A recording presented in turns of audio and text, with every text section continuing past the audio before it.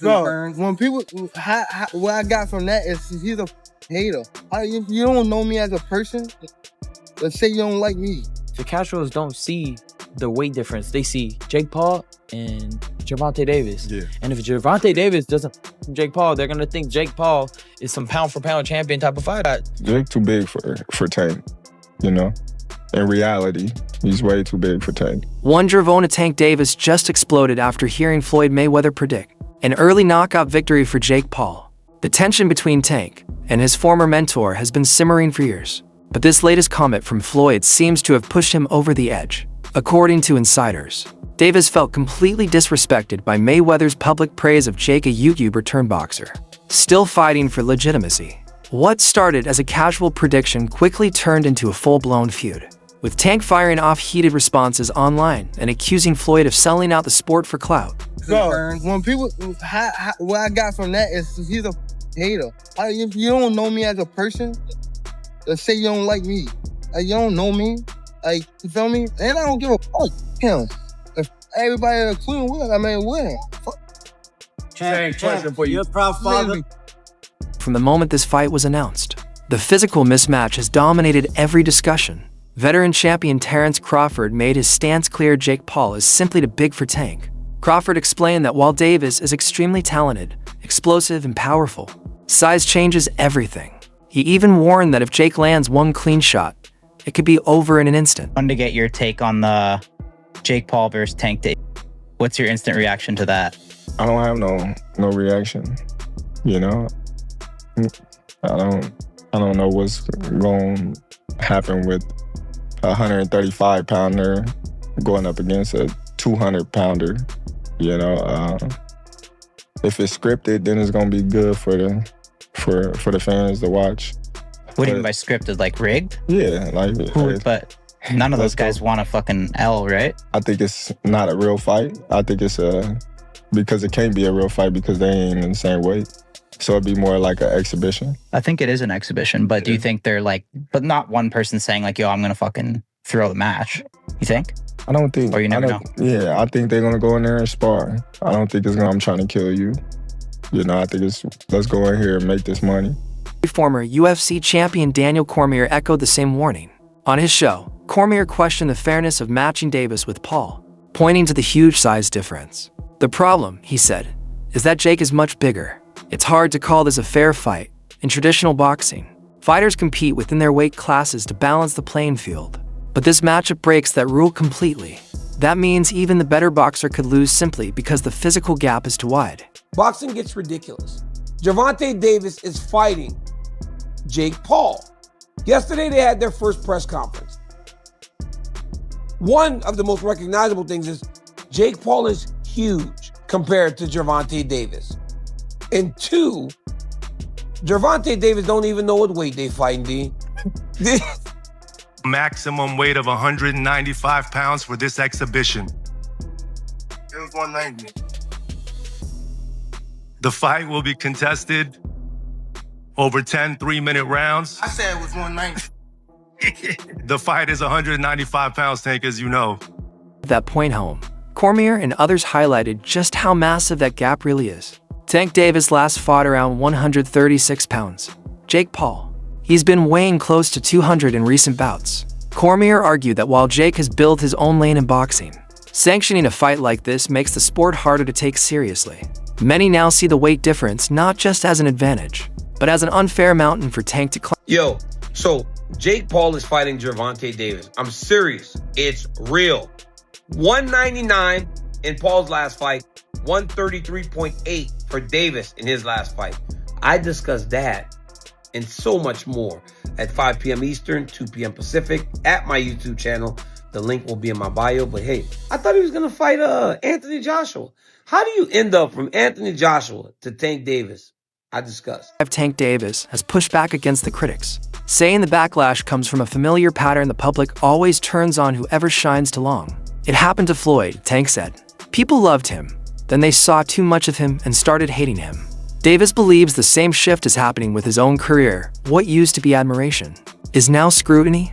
To him, It's just the cycle of fame. Gervonta, a lot of boxing fans aren't happy with the fact you've taken this fight rather than the Roach rematch, fights with the likes of Shakur, Devin Haney, Teofimo, etc. What do you make of that reaction? And can we still expect to see those fights? Why should I care what they think? When y'all switch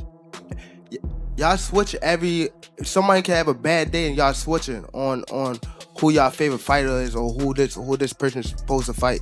Like y'all need to sit back and be fans and just enjoy the sport.